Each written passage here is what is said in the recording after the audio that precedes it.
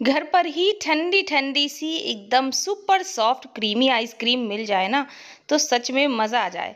तो आज मैं आपके साथ शेयर करने वाली हूँ एकदम बाजार जैसी सुपर डुपर क्रीमी और सॉफ्ट आइसक्रीम की रेसिपी। आप इसका टेक्सचर देखिए कितनी ज़्यादा क्रीमी बनी है। खास बात ये है इसमें ना हमने किसी तरह के व्हीटर का इस्तेमाल किया है ना ही हमने क्रीम का इस्तेमाल किया है, फिर भी आपकी जो आइसक्रीम है ना इतनी ज़्यादा क्रीमी और सॉफ्ट बनेगी कि आपको खुद पर विश्वास करना मुश्किल हो जाएगा। तो एंजॉय करिए पूरे परिवार के साथ, ये आइसक्रीम को जरूर ट्राई करिए। तो चलिए शुरू करते हैं। हाय एवरीवन, मैं हूँ रक्षा और स्वागत करती हूँ अपनी रसोई में। आज मैं आपके लिए फिर से एक नई रेसिपी लेकर के आई हूँ। अगर आपको आज की रेसिपी अच्छी लगती है तो वीडियो को लाइक शेयर जरूर कर दीजिएगा। तो चलिए शुरू करते हैं। तो आइसक्रीम बनाने के लिए मैं यहाँ पर इस्तेमाल कर रही हूँ वनीला फ्लेवर का कस्टर्ड पाउडर। तो इसमें हम ऐसी चीज़ों का इस्तेमाल करेंगे जो बेसिकली सभी के घर पर अवेलेबल होता है। तो यहाँ पर हम करीब 3 छोटी चम्मच लेंगे कस्टर्ड पाउडर। ज़्यादा कस्टर्ड पाउडर नहीं लेना है वरना कस्टर्ड बन जाएगा और हमें सिर्फ वनीला वाला फ्लेवर चाहिए अपने आइसक्रीम में। तो यहाँ पर मैंने पूरे 3 चम्मच भर करके कस्टर्ड पाउडर ले लिया है। अब हम इसमें थोड़ा सा पानी डाल करके इसका घोल तैयार कर लेंगे। पानी मैंने बिल्कुल नॉर्मल लिया है, ना ऐसा नहीं है कि मैंने बहुत गर्म पानी लिया है या बहुत ठंडा, बिल्कुल नॉर्मल पानी लिया है और इसका हमने घोल रेडी कर लिया है। अब हम इसको साइड में रख देते हैं। हम लेंगे एक कढ़ाई। अब यहाँ पर हमने कढ़ाई रखी है और इसमें हम डालेंगे 1.5 गिलास दूध। करीब यहाँ पर मैंने 350 ml के लगभग दूध लिया है। खास बात ये है इस आइसक्रीम की कि अगर आपके यहाँ पतला दूध भी आता है ना तो आप उसका भी इस्तेमाल कर सकते हो। अब ये जो कस्टर्ड का घोल है इसको हम दूध में अच्छे से मिला देंगे। तो अभी हमें दूध को गर्म होने के लिए नहीं रखना है, पहले हम अच्छे से कस्टर्ड को मिला देते हैं। इससे जो आइसक्रीम के लिए मिश्रण बनेगा ना बहुत ही स्मूथी टेक्सचर का बनेगा और इसमें लम्स पड़ने के कोई भी चांसेस नहीं रहेंगे। मिलाने के बाद अब हम कढ़ाई को सीधे गैस पर रखेंगे और बस फ्लेम को हम कर लेंगे मीडियम फ्लेम पर लगातार इसको स्पैचुला से चलाते जाएंगे। तो अभी आपको इसको कंटिन्यू चलाना है जब तक कि इसमें उबाल नहीं आने लगती है। अभी आपको छोड़ना बिल्कुल भी नहीं है वरना ये जमने लगेगा। और देख सकते हैं जैसे जैसे मैं चलाती जा रही हूँ दूध काफ़ी थिक होता जा रहा है, इसमें गाढ़ापन आना शुरू हो गया है और कलर भी बहुत ही अच्छा इसका आता है। तो दूध जो है वो उबलने लगा है, इसमें देखिए आप देख सकते हैं धुआं भी उठने लगा है। बस अब आप इसको छोड़ सकते हैं पकने के लिए। अब आपको इसको कंटिन्यू चलाने की ज़रूरत नहीं है। तो बस अब हम इसमें चीनी और मिला देते हैं, फिर हम इसको अच्छे से पकने के लिए छोड़ देंगे। तो यहाँ पर मैं 1 कप के लगभग चीनी ऐड कर रही हूँ। चीनी आपको थोड़ी सी यहाँ पर ज़्यादा ही डालनी है क्योंकि अभी हम इसमें एक सीक्रेट चीज़ और मिलाएंगे जिससे आइसक्रीम बहुत ही क्रीमी बनेगी। तो बस चीनी को भी अच्छे से हम मिक्स कर देंगे और अब हम इसको करीब 3 से 4 मिनट के लिए लो टू मीडियम फ्लेम पर अच्छे से पकने के लिए छोड़ देते हैं। तो लीजिए कस्टर्ड को पकाते हुए लगभग हमें 3 से 4 मिनट हो चुके हैं। ये बहुत अच्छे से पक गया है और आप देख सकते हैं काफ़ी गाढ़ा भी हो गया है। इसको हमें बहुत गाढ़ा नहीं करना है क्योंकि यहाँ पर हम कोई कस्टर्ड नहीं बना रहे हैं, फ्रूट कस्टर्ड, ये हम आइसक्रीम बनाने वाले हैं। तो मैं आपको चमचे की मदद से दिखा देती हूँ। देखिए इसकी कंसिस्टेंसी कितनी पतली है, बहुत गाढ़ा आपको नहीं करना है। तो बस अब हम इसको छोड़ देते हैं और ठंडा होने देते हैं पूरी तरीके से। तो आपको इसको लगातार चलाते हुए ठंडा करना है बीच बीच में, यानी कि हर 1-2 मिनट में आपको चला देना है एक बार, क्योंकि इसमें ऊपर जम जाता है, कस्टर्ड लेयर आ जाती है, तो इसलिए बीच बीच में चलाते हुए इसको हम ठंडा कर लेंगे। तो देख सकते हैं जो कस्टर्ड है पूरी तरीके से ठंडा हो चुका है। तो चलिए अब हम फटाफट से देखते हैं हमें क्या करना है।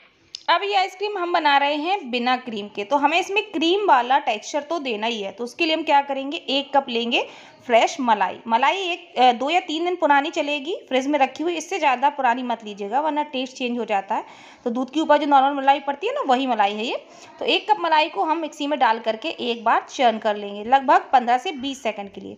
और यहाँ पर एक चीज़ और बता देती हूँ, मलाई फ्रिज की ठंडी मत लीजिएगा, थोड़ा सा बाहर रख दीजिएगा वरना इससे मक्खन बन जाएगा बहुत ही जल्दी।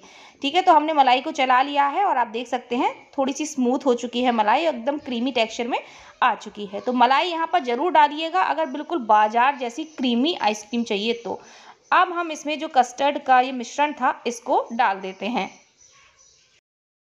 और फिर से हम जार का ढक्कन लगा करके इसको अच्छे से चर्न कर लेंगे लगभग हम 2 मिनट के लिए। खूब अच्छे से आपको करना है ताकि इसमें जो झाग हैं, जो बबल्स हैं वो फॉर्म हो।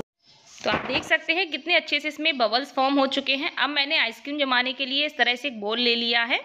आपके पास कोई आइसक्रीम का बॉक्स हो, बच्चों का लंच बॉक्स हो, कुछ भी आप ले लीजिए, सब चलेगा। कुछ ना हो तो स्टील का कटोरा आप कोई ले लीजिए। थोड़ी सा मिश्रण हम बचा करके इसको अलग तरीके से जमाएंगे। तो मैंने यहाँ पर कप केक वाले मोल्ड ले लिए हैं, इसमें हम आइसक्रीम को जमाएंगे।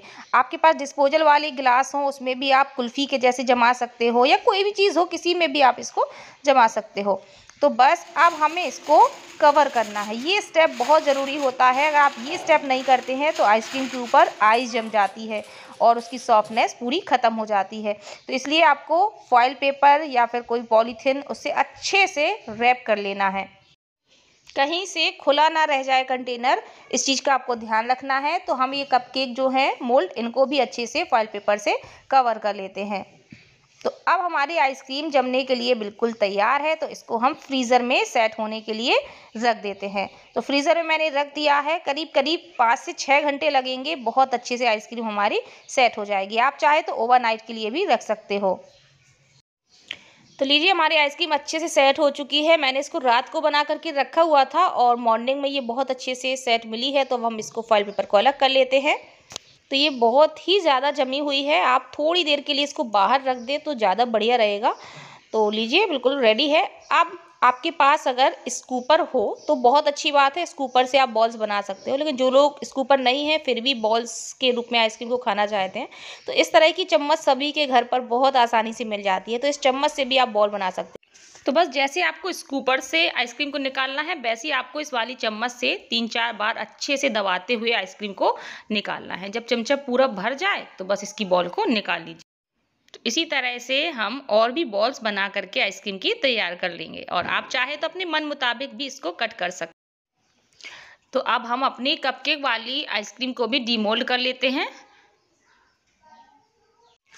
अब इस आइसक्रीम को आप अपने मन मुताबिक गार्निश कर सकते हैं। तो मैं इसको टूटी फ्रूटी से गार्निश कर रही हूँ। आप यहाँ पर पिस्ता, बादाम या जो भी चीज़ें आपको पसंद हो उस हिसाब से आप इसमें गार्निश कर सकते हैं। तो लीजिए, तैयार है सुपर क्रीमी, बिल्कुल बाजार जैसी कस्टर्ड आइसक्रीम। बस एक ही यहाँ पर टिप देना चाहूँगी, आइसक्रीम जब बहुत सख्त जमी हो, थोड़ा सा आप 2-3 मिनट के लिए बाहर रख दीजिए, तब बॉल्स बनाइएगा, बहुत ही स्मूथली बॉल्स निकलेगी। तो मैंने बहुत जल्दबाजी में बहुत जल्दी ही इसकी बॉल्स बना ली थी। तो अभी आप देख सकते हो कितनी ज़्यादा क्रीमी ये हो गई है।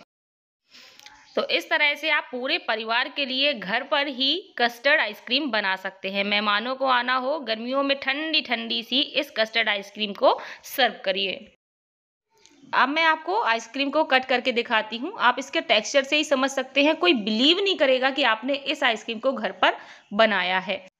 तो भाई, अब मेरे बच्चे, मम्मी, सभी लोग वेट कर रहे हैं, कैमरे के पीछे ही खड़े हुए हैं कि जल्दी से हमें भी दो खाने को। और लीजिए भाई, मम्मी ने तो खाना शुरू कर दिया है और उनको बहुत ही ज़्यादा अच्छी लग रही है। तोशी तन्वी भी नीचे खा रही हैं, नीचे लेके गई हैं, टीवी देखते हुए खाएगी वो। तो सभी को बहुत अच्छी लगी, मुझे भी टेस्ट की थी तो बहुत अच्छी लगी। अब मैं अपने लिए निकाल लेती हूँ, क्योंकि भाई मैंने तो वीडियो शूट करते समय ही टेस्ट की थी और सच में बहुत ही मज़ेदार थी। तो भाई, आप भी इंजॉय करिएगा, इस आइसक्रीम का ज़रूर ट्राई करिए। मैं आपसे पर्सनली बोल रही हूँ, आपको बहुत पसंद आएगी। तो उम्मीद करती हूँ फ्रेंड्स, वीडियो अच्छा लगा होगा। वीडियो अच्छा लगा हो तो प्लीज़ वीडियो को लाइक शेयर करना बिल्कुल मत भूलिएगा। फिर मिलते हैं अगले वीडियो में। Bye bye, take care.